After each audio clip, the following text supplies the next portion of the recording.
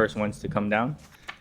Surface work is also ongoing throughout Dillingham. If you go and drive Dillingham, they'll be in multiple places doing curb, sidewalk, restoration, some of the areas where Dillingham's being widened. All that work is ongoing in areas that are available, so they're not in a specific location at right now. And then traffic signal work is going to begin here shortly along Dillingham. So the traffic signals will be reconstructed. Obviously, some of the areas.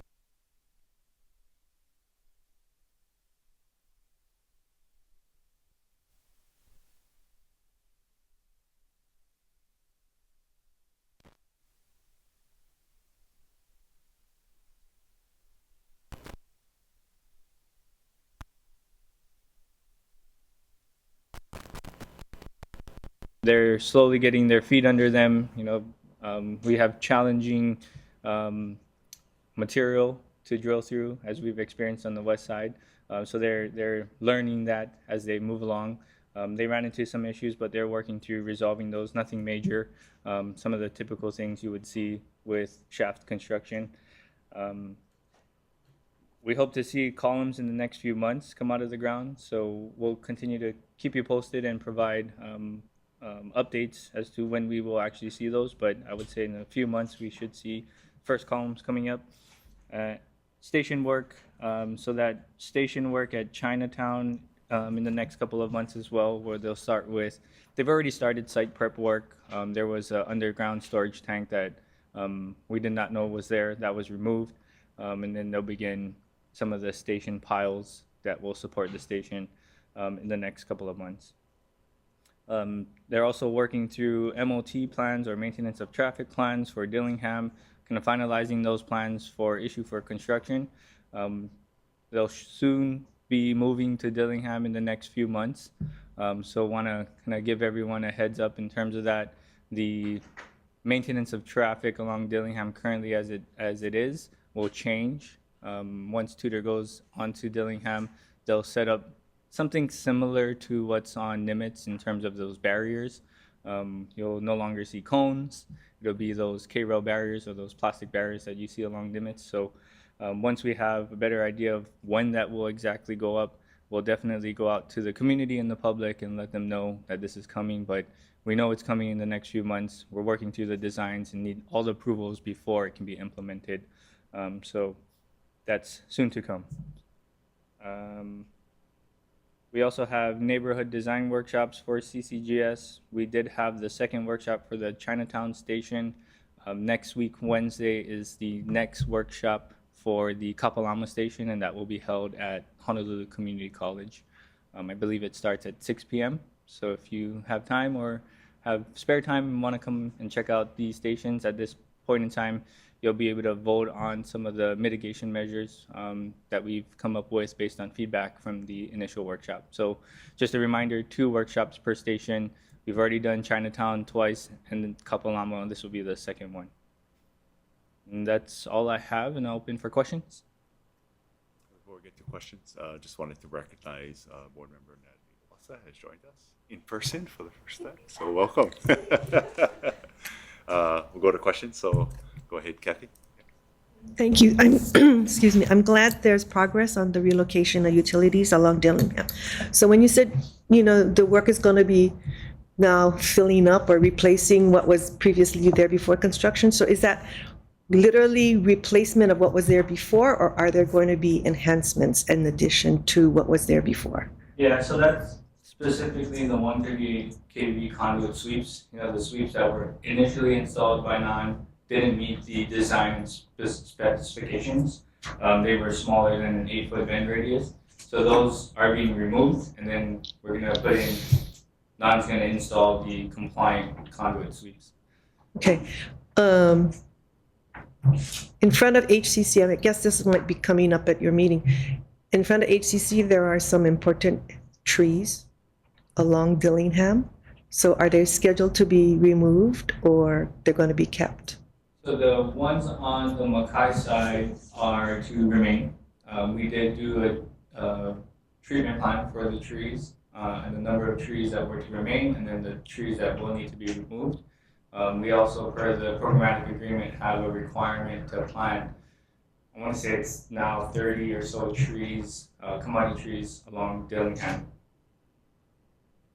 Okay, so when you, I don't know what the proper word is, but when you finally leave Dillingham, it will be better than it was before, or will be pretty much the same as it is before you started construction? It'll be better. The trees on the Mackay side, though, those will remain as they currently are. Not the Malka side. Not the Maka side. The Maka side will be changed and will be better. And when you say change, there will be still replacement trees. Thank you.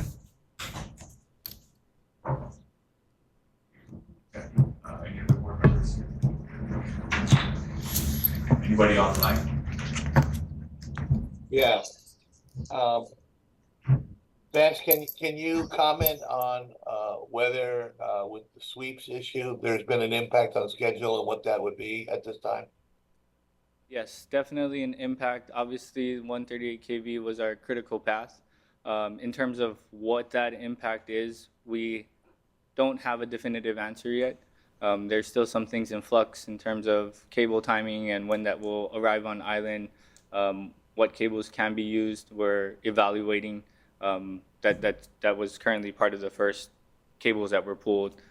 So that overall delay evaluation, we don't have that yet. I would say in the next few months, we should have that determination. Thank you. Roger, you had something? That's all for now. Thank you, Roger. Lisa? Lisa, I just want to make note that I usually ask Vance and Corey questions before the meeting when it's specific to the report. So quite often at this meeting, I don't have additional questions because they've been answered in advance. And that is open to every board member. And we usually get the redlined monthly report at the beginning of the new month. So we'll probably get the new one sometime in early February. If you're at all interested in getting specifics and details to your answers, Corey or Vance is, and Corey too, but Vance is usually who I ask questions of. He's always available and will provide an almost immediate response. Thank you, Vance. Any other questions?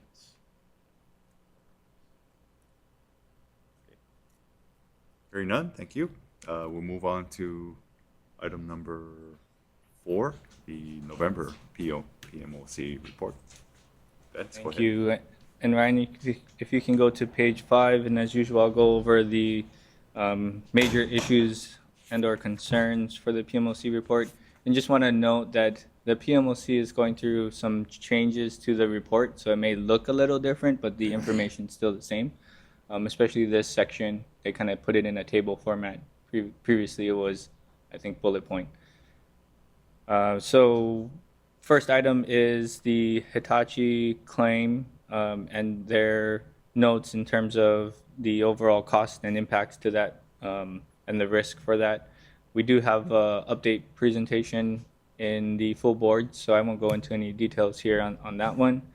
CCU, the next one, CCR4 and 4E electrical.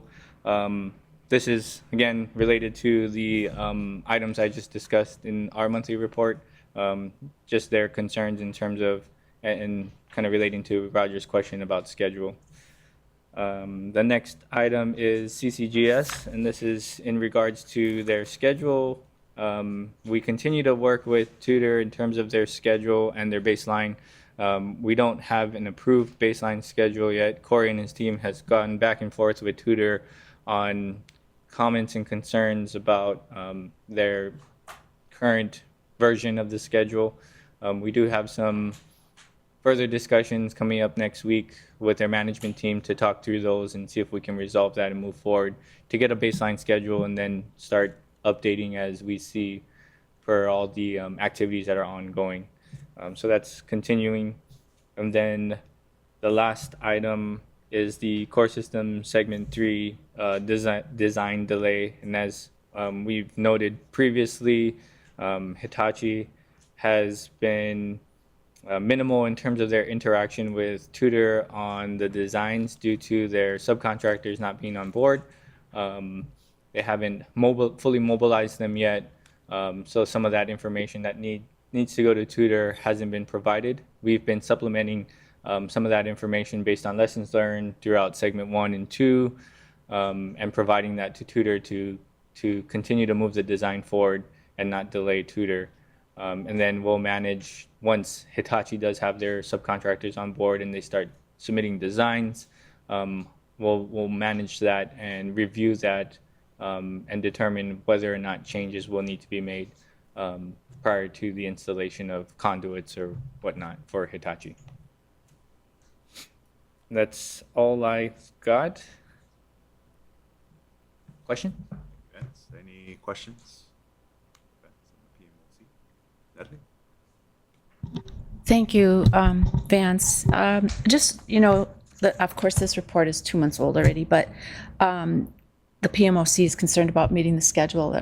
Can you kind of give us a feeling for that, where you're at with the risk on that? And kind of tied to Roger's question earlier, the 138 kV issues and working through that until we have kind of a clear path forward with the cables arriving on island, until they're on island, and we have started that work. I don't think we'll have a definitive answer as to where we are in terms of that impact to delay of the schedule. We are evaluating, we've had multiple discussions internally and also with tutor on mitigating their schedule based on what we're seeing with 138 kV. So I want to give kudos to tutor because they're really working with us on what areas will be available for them to move their drill rigs and do shaft drilling. We've told them all the issues that we're currently facing with the 138 kV and what areas will be available by which date. And they're looking at that and kind of strategizing on how they work around some of those issues. So we continue those discussions. Unfortunately, we don't have a definitive schedule or overall impact to the schedule yet. As we work through that, we'll provide updates, and I would say in the next few months, hopefully we can provide you with a little more detail. Thank you. Thank you, Chair. Any further questions? Ika? Real quick one, just to follow up on that. So the 138 kVs, are the potential delays more or less the replacement of the sweeps, or is it the procurement of the new cable? The procurement of the cable is the longer lead item. The sweeps, although it's taking a little time to do, that can be done. We've got all the work plans approved with HECO to do the work, but I can't recall. Do you recall the time frame for cables? Yeah, we're looking at September.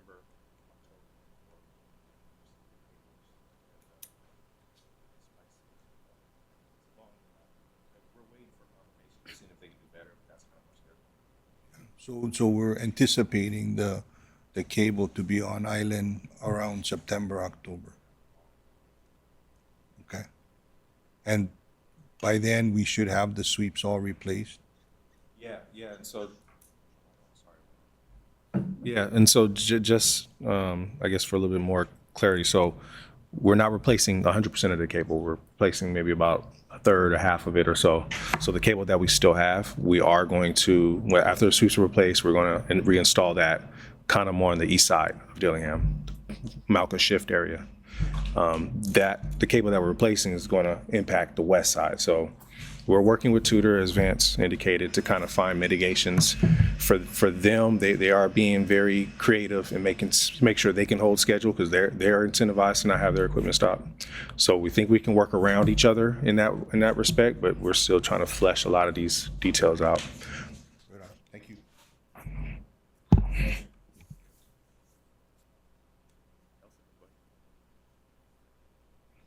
Vance, in regards to the schedule, you mentioned that you're going back and forth with them. Can they at least lock in on a short-term schedule in the next 6 months to a year?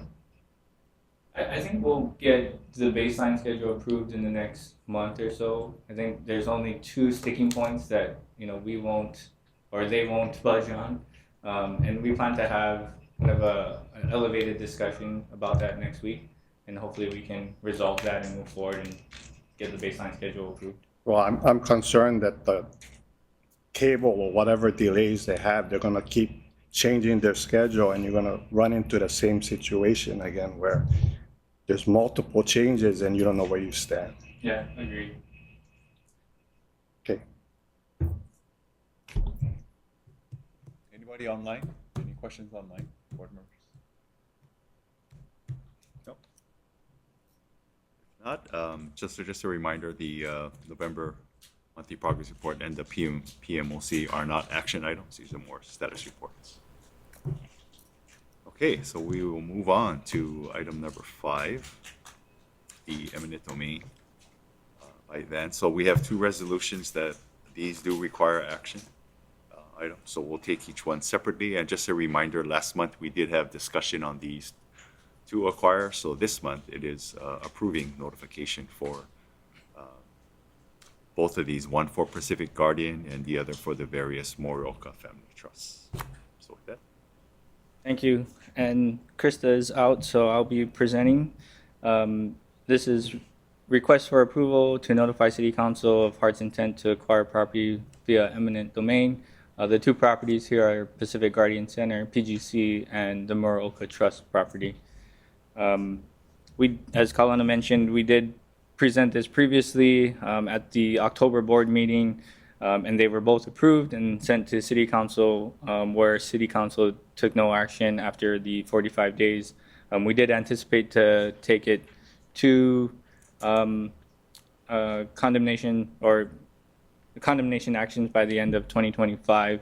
But recently we became aware of a requirement to mail written notice to owners at the time of after the board approves and when we go to City Council. So after we present here and the board approves, when we notify City Council, we notify the property owner at the same time. While we are reviewing further, just out of an abundance of caution, we are seeking second approval to do this, incorporating the additional notification to the owner.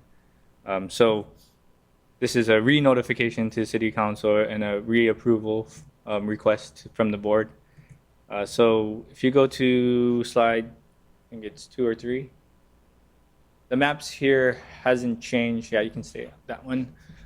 Nothing's changed here. This is the PGC or Pacific Guardian Center property for the easements, and you probably go to the next slide. So the fee simple interest for the portion of the property for the station itself, and then some non-exclusive easements for ADA compliant sidewalk ramp.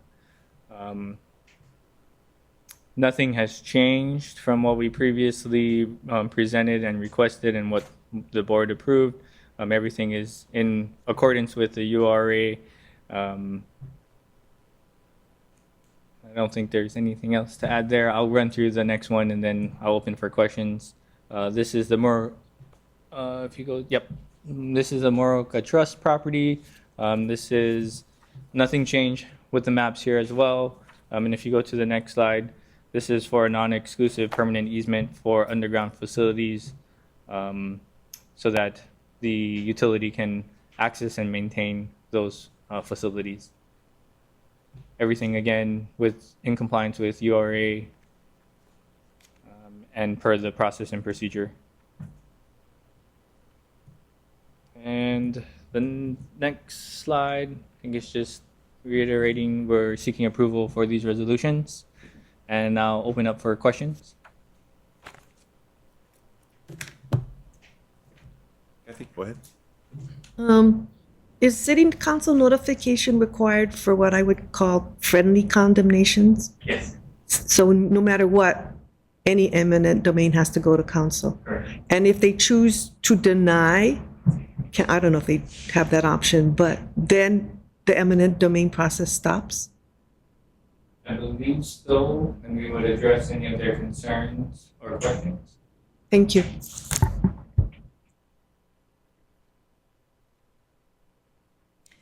Vance, can you clarify just for, I know we all had briefings to clarify this, but could you clarify why we're doing this a little bit, just maybe in summary? Sure. So, and maybe if you go back to the slide 1, we were made aware that there potentially is a requirement where we notify the property owner after we get board approval to notify city council. Our process has always been that we notify the owner before we come to the board for approval. And that is our notice to the property owner for the overall eminent domain process. And have we done that in the past The notification to the property owner? prior to the board, No, after the board's approved and when it goes to. we have. And we have, it is our firm belief that that is in accordance to, we've done it in the past the way that we understood all of the rules and laws to be done. So this is something that we've accepted the change, or we are still investigating whether this, We are still investigating. okay. So the abundance of caution is in case it's determined that we should be doing this. Okay, thank you. Anybody else on here? Anybody online? Not me. Okay. So I guess we'll take these one by one then. So the first one is the resolution 2026-1, approving the notification of the city council to acquire by eminent domain portion of the property in the fee simple or regarding to owned by Pacific Guardian Center. So I need a motion for approval. Need a second? Thank you, Lisa. Oh, who is that, Anthony? Thank you, Anthony. Okay, any further discussion? What was that again? I didn't know if he made that motion, but I was pointing to him because I think he's the only other one on the committee, right? Only two of them, right? That's right. Sorry. Thanks for the catch. Okay, no further discussion. Call for the motion. All in favor, say aye. Aye. For the approval of the action item. I didn't hear your question. Oh, we asked for moving for the approval of the Pacific Guardian Center. Vote. Okay, and second, I guess, yeah, don't need to say that. So anybody in opposition or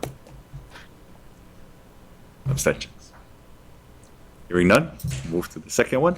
Resolution 2026, approving notification of city council intention to acquire by eminent domain the easements that are related to the various Muraoka family trusts. Need a motion for approval. Thank you, Lisa. Need a second? Anthony? I'll second. Okay, thank you. Is there anybody in opposition? Hearing none, motion is passed. Thank you, everybody. All right, so we will move on now to item number 6, the Core Systems Contract 2025 extension of time, remobilization and storage costs for segment 3 change order. Thank you. And I'll be presenting this one as well. I'll just stay here the whole time.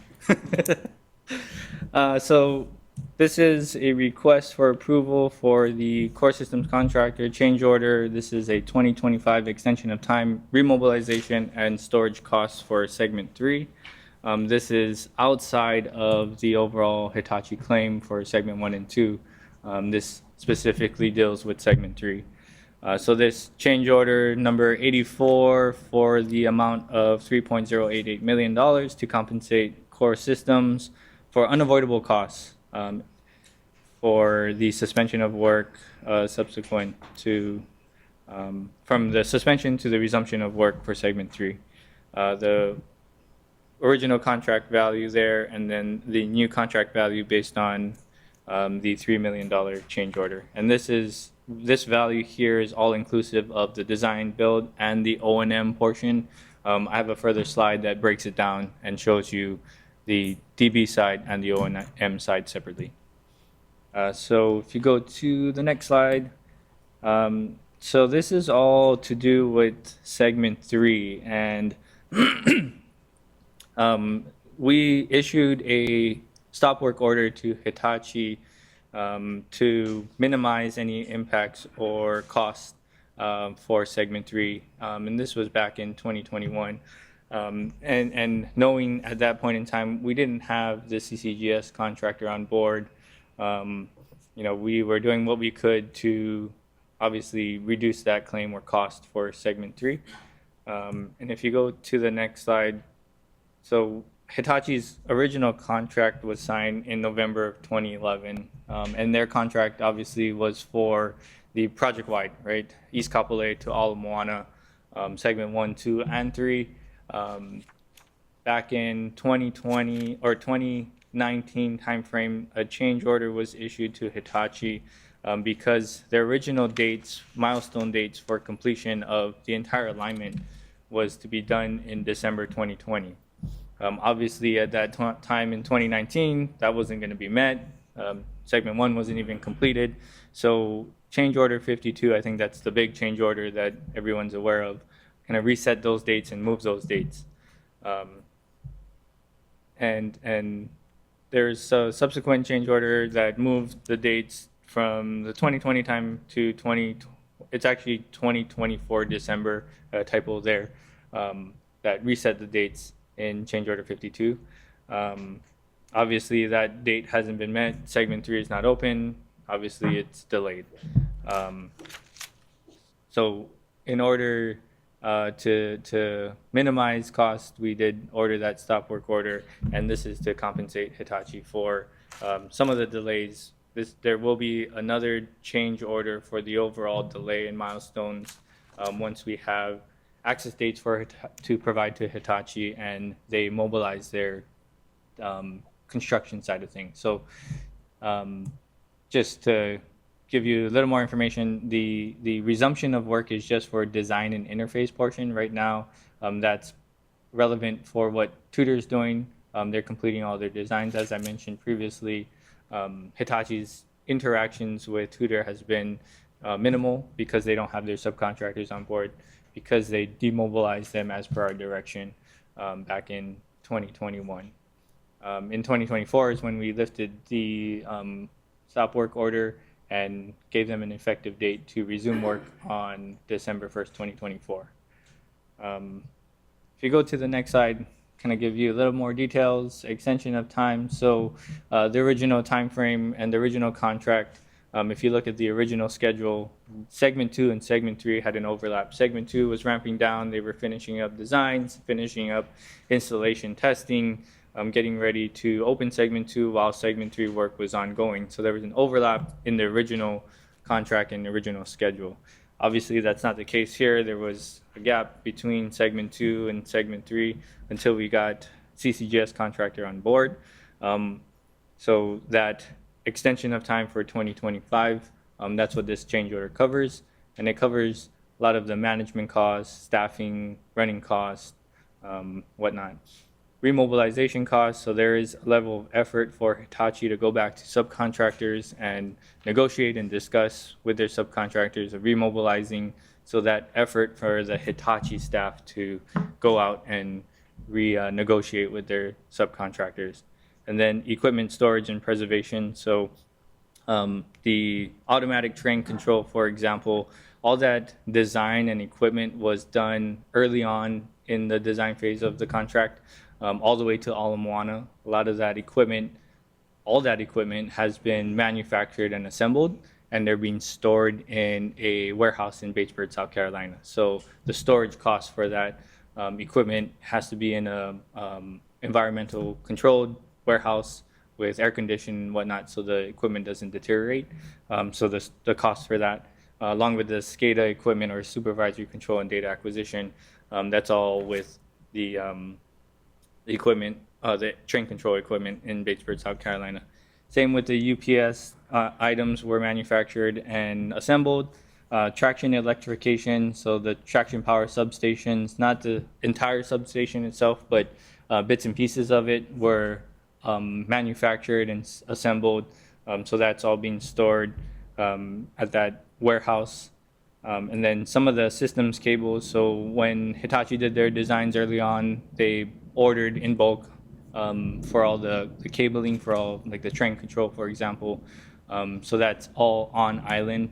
Had to be put into a storage container and storage that's being stored out at the rail operations center in some containers. So the handling of that. So that's what this change order encompasses. If you go to the next slide, it's a breakdown of the O&M and DB contract. You can see there the design build portion totals about 790 million, and the operations side is about 931 million. Obviously, the operations amendments and change orders are handled by Roger and his team. We do jointly sign change orders together and review together to ensure any impacts to either side. And being that Hitachi's contract is one contract for design build and O&M, we track it as one contract in terms of the total value, but broke it out here for clarity.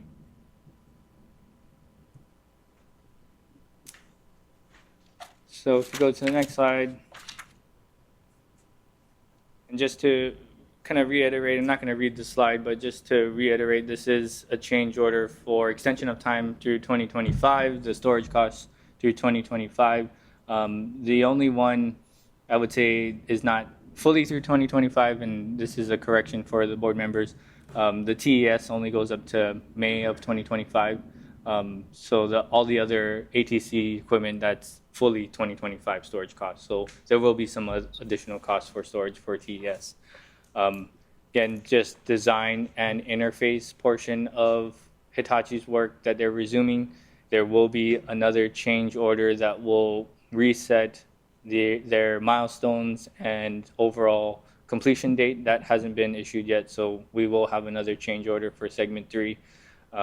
We will need to go through the process of having those discussions with Hitachi.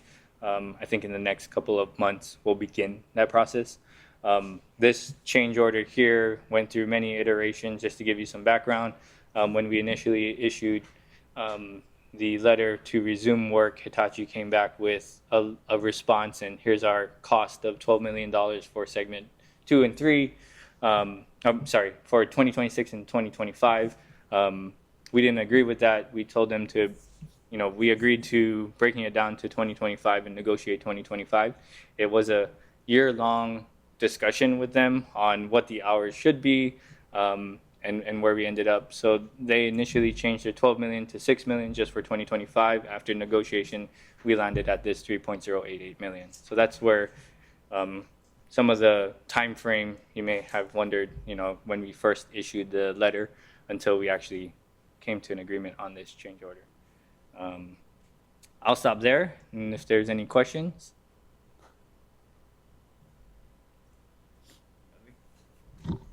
Thank you, Vance. I sent you an email late last night. So as you know, I like to compare numbers between different schedules to make sure that they match up. And I was looking at the financial plan that was in the progress report on page 64 for the D-BOM. What is it? Whatever the D-BOM is, the number, it's in the middle. 920? What is it, 20? 920. 920, yeah. So according to the financial plan that's in the progress report, the total cost is 789 million. No, I'm sorry, it's 741 million approximately. And here in this chart that we have in the presentation, it's 789 million. So I was just wondering why there's about a $48.7 million difference between the two. And I'm looking at the original cost here, not the changed. The one difference in the progress report, we focus on the capital side. If you notice in this table here is change orders plus amendments. Amendments are the agreements with DTS and stuff which fall outside of our capital part. So that's the chunk of the difference. I do think I need to reconcile with the teams. I think I'm tracking about 791 change orders and amendments. They have 793, so we'll reconcile those numbers. But while you're seeing 740 versus that is the amendments part that we're not including in our contract. I'm sorry, I guess I don't quite understand. Why aren't you including those in the financial plan? They're included. They're just considered outside of project costs. Are they? So then, but you have O&M here separately in the presentation, right? Correct. So I guess I'm not I'm not understanding your explanation, I'm sorry. I don't know if we can go back to the progress report, but we identify what's capital, what's not capital, what's operations, and we do a full total, just kind of similar to this. The difference here is this presentation is combining both change orders and amendments into that 216, where we break it out.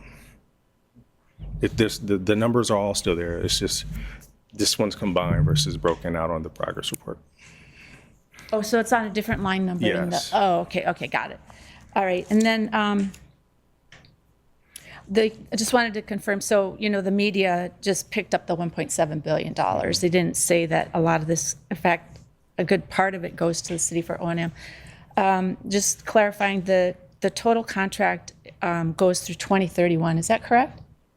At this point, I don't think so. I think right now, yeah. No? Yeah, so right now, this change order is just the extension of time to 2025, and again, for design and interface. We still need to right-size or correct Hitachi's contract to the end date of 2031. Right now, segment 3 is in their contract, the milestone date is end of 2024. That hasn't been changed yet. Okay, but we're talking about just one contract that combines Hart and the city. So overall, what is the end date? I'm not gonna speak for Roger, so the DB side technically ends in 2024, end of 2024. The O&M, Roger is working through an amendment with Hitachi now for the extension of O&M. And I'm not sure if that takes it out to 2029, Roger? I think it's 2028, but obviously, when we get to that date, there'll be a need for additional amendments. So, you know, I'm not an attorney. I don't understand some of the legal stuff, but if the contract ended 2024 and we're already in 2026, how can you, I mean, there must be some kind of provision in there then that allows Hart to continue working with Hitachi. Is that what it is? Yes, they still have to provide their services as per contract. And then obviously we have to negotiate, and there will be a subsequent change order that will move out that milestone date. I see. Okay. Thank you. Thank you, Chair. Any other questions, board members? Online? Anthony? And then also wanted to ask if there's any public testimony, and anybody online or in person that has any comments. If not, hearing none, we will ask. So just a reminder that, and correct me if I'm wrong, Vance, but anything over $1 million has to come to the committee, is that correct? That's the reason why we're. Yes. Seeking approval. And oh, I just want to mention, I forgot to mention, this, the funds are coming from allocated contingency. Chair, sorry, can I also make a clarification that because this falls under the threshold of 5 million, this will not come before the full Correct. board. It'll be That's approved correct. and final in this committee. Only here it would not be, so it's in the jurisdiction. I'll make a motion to approve. Okay, thank you. Second? Anthony? Anthony? You need a second? I'll second. Okay, thank you. Motion has been approved. Any further discussion? Okay, thank you very much. I believe, is that the last agenda item there? Well, actually, one more, and then anything, Carolyn? Chair, no requests were made during the committee meeting. Thank you. What was that? No requests were made during the committee meeting, so we're good. Went to executive session. No. I'm saying, usually I summarize if there were any requests made. Yes. None were made, so, Okay. yeah, we're good. Great, thank you. Okay, with that said, need a motion for adjournment? And a second? I'll second. Okay, thank you. Okay, motion is, meeting is adjourned. Thank you, everybody. Still rusty, still trying to figure this out. You guys want to take a 5 minute?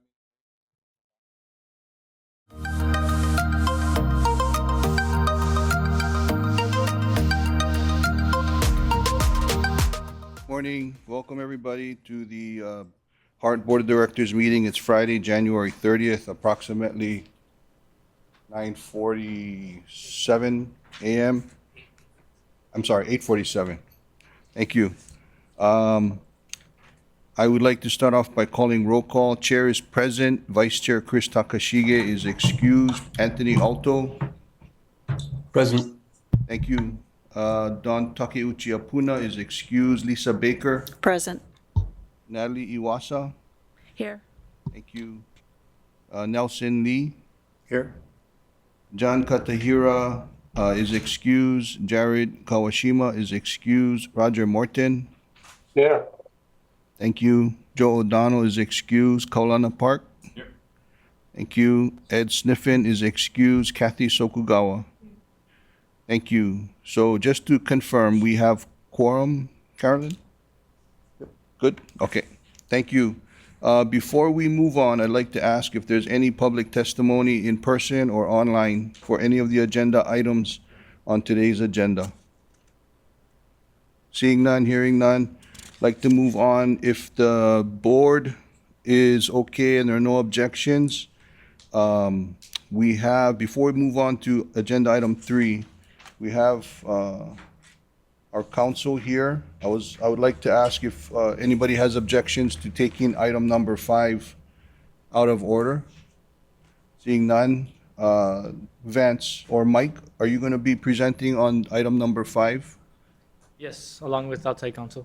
Okay, so are we, do we need to go into executive session on this, or? I think we have a little bit to share. We can share publicly, and then we can go into executive session. Okay. When you're ready. Thank you. Hi, Sharon Lovejoy. So recently, the court took up a motion, 2 motions, one by Hart and one by the city, to dismiss a portion of the Hitachi claim. And those motions were granted. So some of the claims will be dismissed from the case. The order hasn't actually been entered yet, but the court orally ruled that their claim for negligent misrepresentation and for declaratory relief are dismissed from the case, along with challenges to Segment 3. Language in their complaint is being dismissed because Segment 3 challenges haven't yet gone through the process that's required before they bring a claim. So that's the update. From this point forward, the parties, there's been a scheduling conference. The court set a trial for August 2027. The trial's set for 6 weeks. Between now and then, the parties will, start the actual traditional litigation, going through discovery, and preparing their cases as they go forward. The court also, as part of its scheduling orders, requiring that the parties again attempt to mediate their claims, and has ordered that the mediation must be complete by the end of this year, by the end of December 2026.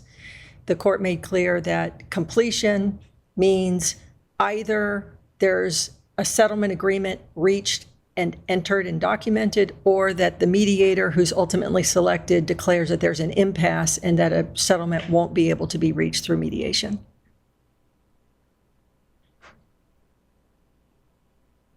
Does that conclude?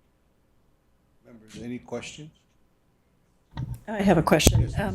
Is the mediator selected by the judge? No, the mediator is selected by agreement of the parties, and that selection has not happened yet. Okay. Yeah. And we had mediation before we got this far, correct? That's correct. Before the complaints were filed, there was a mediation, and good faith efforts did not result in a resolution. And that mediator, at that point, before the suits were filed, was agreed to by both parties? Yes, Okay. correct. Thank you. Yes, Natalie? So just kind of a follow-up then, the mediation was not successful, and yet we're going to do mediation again. I mean, is there something different in the suits that wasn't present during the first mediation? I don't understand why we're doing this all over again. We prefer to answer those types of questions in exec session if you folks want to Okay. entertain a motion. Can you just say if there's something different? Well, I will say generally what's different is the litigation itself had not yet been filed. So the actual framework of what each side's claims were going to be were not formalized. And so there is that difference. I will say that mediation and or settlement agreements required by a judge is extremely typical.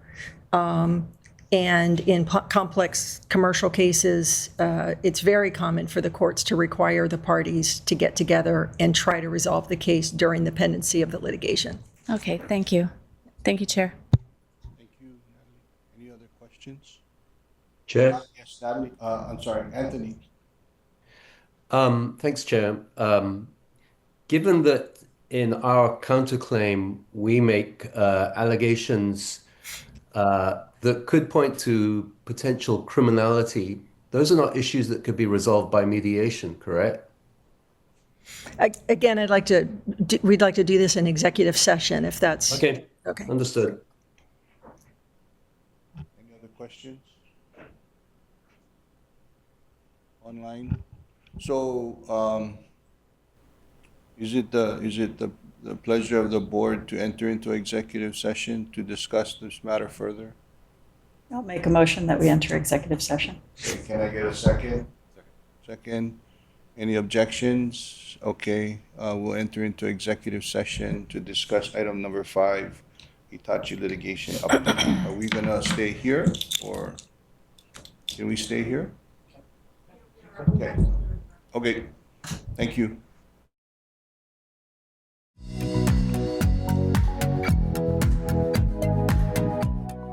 Thank you, and we are back.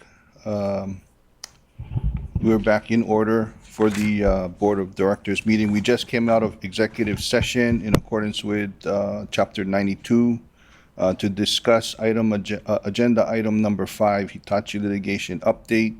There was further discussion amongst the board and our council, and there was no action taken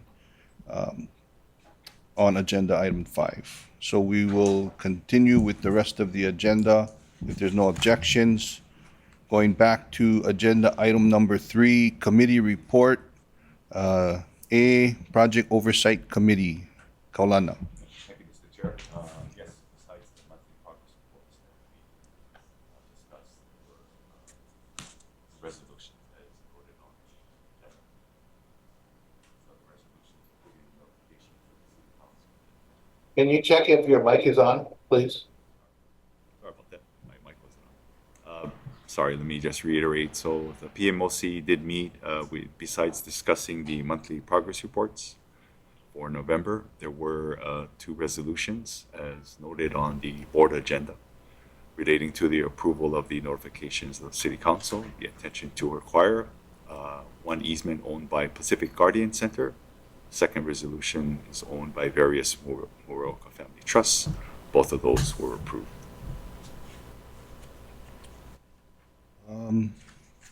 Was there any other action items that came out of the change order? Oh, sorry. Yes, sorry about that. Just checking. We did approve the Hitachi Rail Honolulu Segment 3, Part 1, change order, roughly approximately 3 million. Roger, do you have your hand up, or is that just, Oh, that was from earlier. okay, I'll take it down. just checking. Okay, thank you. Members, any questions on the POC committee report? Online, seeing none? Okay, let's move on to agenda item number 4, eminent domain. We have 2 agenda items as noted from the POC committee chair. Resolution 2026-1 and 2026-2. These are action items, And I would like to ask for the recommendation of the Project Oversight Committee on each item separately. So, Kaulani, if you can just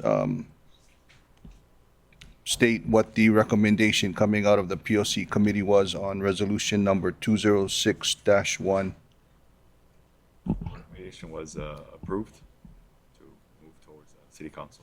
Okay. All right, so if we can take these two separately. So the recommendation out of the POC committee was to approve resolution 2026-1. Can I get a motion to approve? Kalana, second? Second. Thank you, Lisa. Is there any objections? If there are no objections, the motion has been approved. Item number 4B, resolution 2026-2. Kalana, do you have a recommendation out of the Project Oversight Committee? We did approve the application for the various Memorial Family Trust. Resolution 2026-2. Okay, thank you. So there's recommendation out of the Project Oversight Committee is to approve Resolution 2026-2. Can I get a motion to approve? Motion, second. Thank you, Lisa. There's been a motion and a second. Are there any objections to approving Resolution 2026-2? Any discussion? Seeing none, motion is approved. Okay, members, moving on to agenda item number 6, CEO update. Mike? Thanks, Vance. Aloha Chair, board members, Mike O'Keefe, Deputy Executive Director and COO.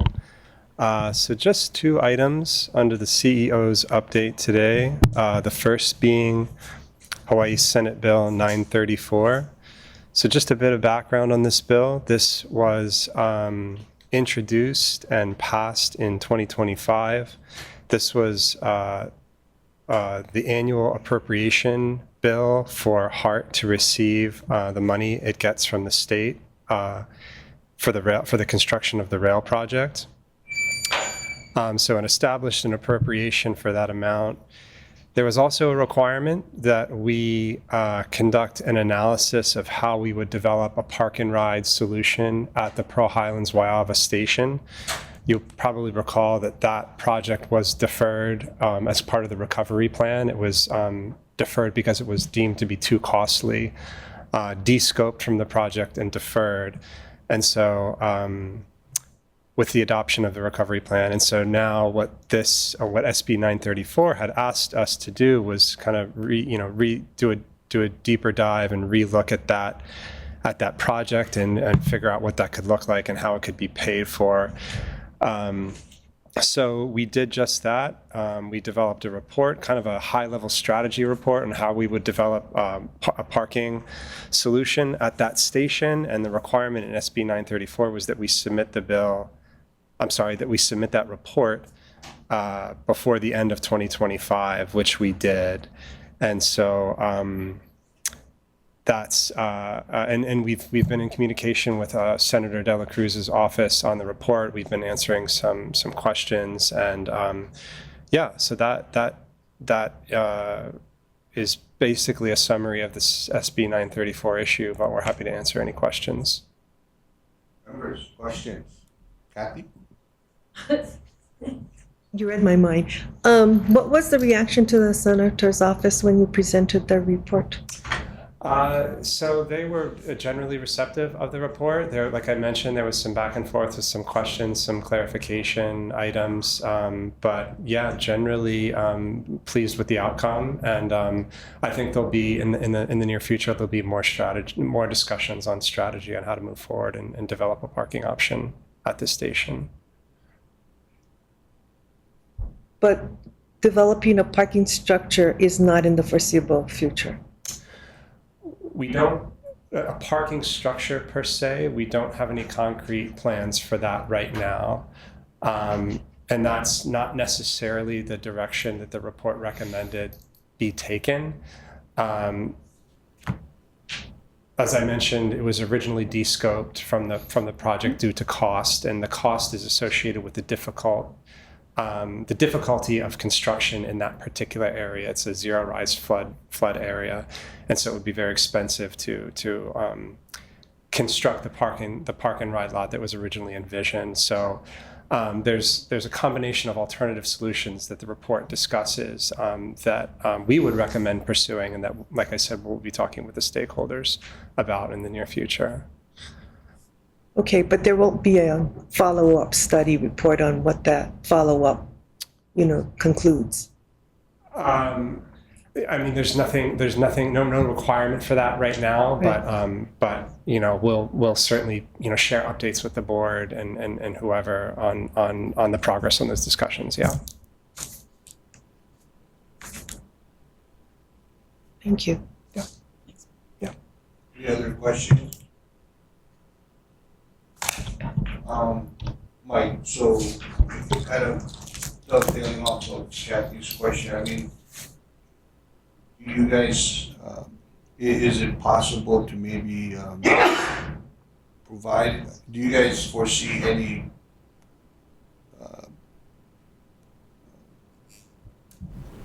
discussion about this going forward, like in the near future, or as far as updates, and is this something that we might want to include as a potential request for an update in like a couple months, or?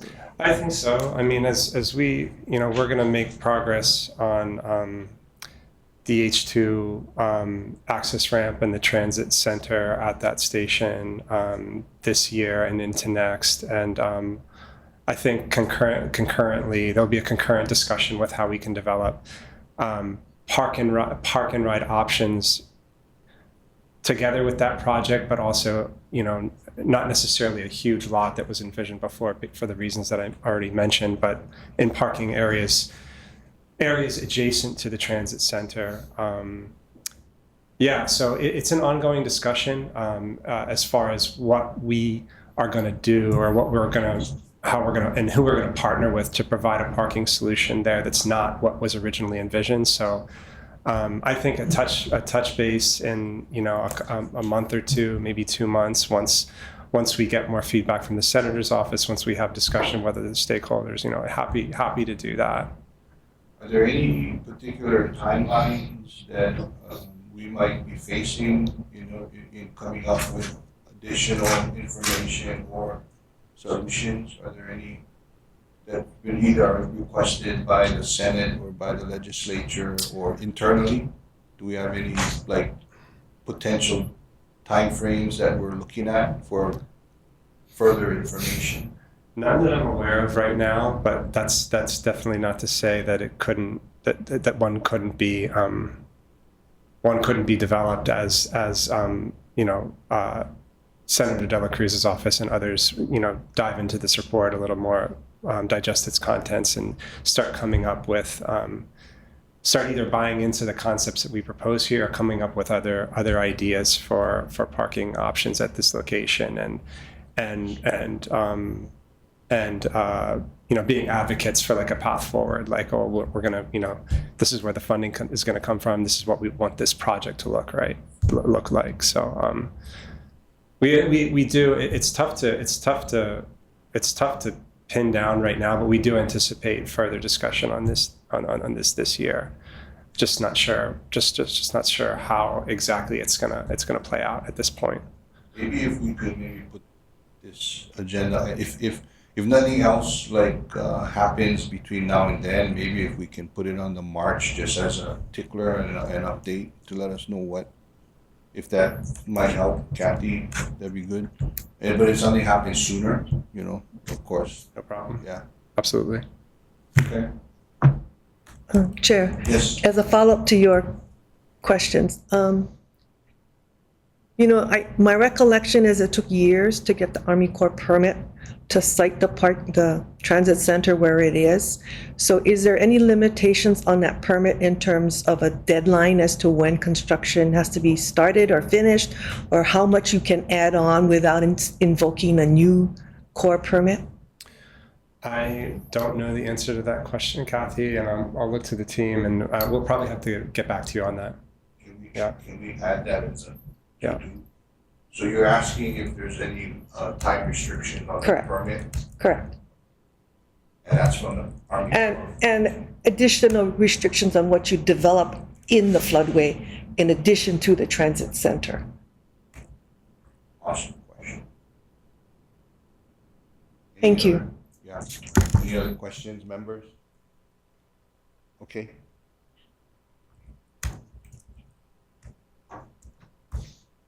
You got another Yep. item? Yep, thank you, Chair. Second item on the CEO update is Bill 60, currently in front of the Honolulu City Council. We just received a notification that that this bill will be heard at next Wednesday's Committee on Infrastructure, Transportation, and Technology at 9 a.m. That's next Wednesday, February 4th. You know, there's Bill 60, which addresses HART's authority to construct extensions to the minimum operable segment. There's a CD1 of that. And there's also a proposed CD2 that was submitted by Councilmember Cordero with some key language changes that you know HART is supportive of, and so either the CEO or myself and the project director will be at the hearing next Wednesday to testify in support, as the board has previously authorized the CEO to do. Members, any questions? So Mike, just to clarify, the Bill 60, it's authorizing the authority to develop, correct? That's right, Chair. The key language from Bill 60 is that it approves extensions to the minimum operable segment, but that adhere to the locally preferred alternative, and that's planning, design, and construction of those extensions. Yep. Okay. And just to reiterate, I guess this was it was not a HART initiative. It was a city council driven initiative, and of course anything that would assist the project in being successful. I think, you know, as we noted in our approval at a previous board meeting on this particular bill, HART would support. So, okay, thank you. Great.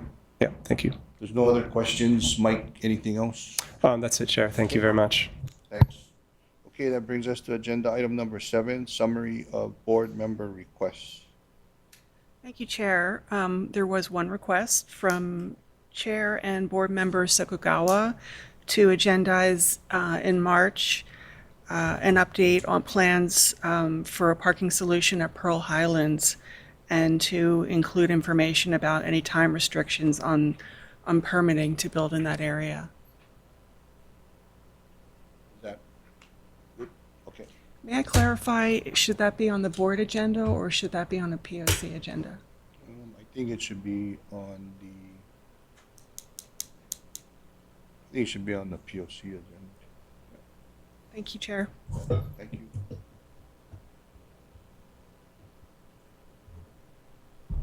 Okay. Are there any other? If there's no other further business, that brings us to item number 8, adjournment. So if there's no other discussion, this meeting is adjourned. Thank you. Appreciate it.